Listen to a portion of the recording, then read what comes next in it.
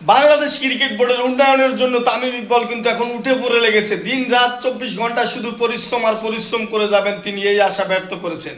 কিভাবে ক্রিকেট খেলোয়াড়দেরকে উন্নত করা যায়, কিভাবে বিশ্বের দরবারে ক্রিকেটকে আরো উন্নত করা যায়, কিভাবে সামনে বিশ্বকাপ কিভাবে বাংলাদেশে এবার আনতে হয়, এই সমস্ত চিন্তা ভাবনা এখন তামিম ইকবালের মাথায় শুধু ঘূর্ণিপাক কাটছে।